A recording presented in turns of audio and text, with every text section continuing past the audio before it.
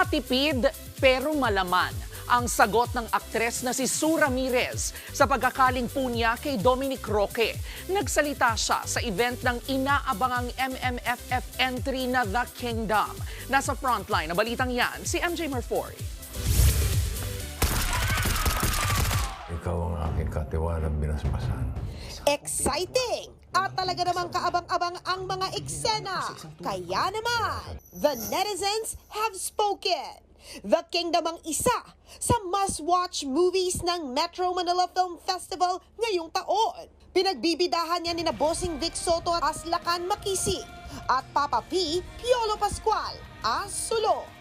In your remaining days as ruler. Sa full trailer, ipinasilip na ang characters ng kaharian. Isa sa mga paisipan ng pelikula, ang karakter ni Sid Lucero na si Magat Bagwis, ang uniko iho ni Lakan. Siya ba ay mamahalin o kasusuklaman? Pagbibida naman ni Sid, higit sa isang pelikula ang handog ng The Kingdom. It's a really good way to have the people start thinking outside the box, so that we don't really have to be stuck with what we already have, whether it's television or our government or our policies, you know. Inaabangan din sina Christine Reyes bilang si Dayang Matimyas at si Sue Ramirez bilang si Dayang Luwalhati. Speaking of Sue, fresh na fresh ang aktres sa kanyang Siargao glow. Sa isang ambush interview ng Pep tungkol sa pagkakalink niya sa aktor na si Dominic Roque, matipid pero may laman ang kanyang sagot. Basta I'm happy. We're enjoying each other's company. That's all I can say for now.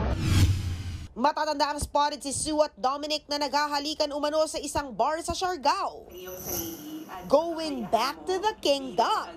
Directorial comeback ito ni Direk Mike Toviera after 5 years. Katuwang ang MQuest Ventures, APT Entertainment at MZ Productions. Showing na yan sa December 25. Nagbabalita mula sa Frontline, MJ Marfori, News 5. Mga kapatid, ito po ang inyong K-Alaman Queen, Kalad Karen. Always remember na ang K-Alaman ay K-Yamanan.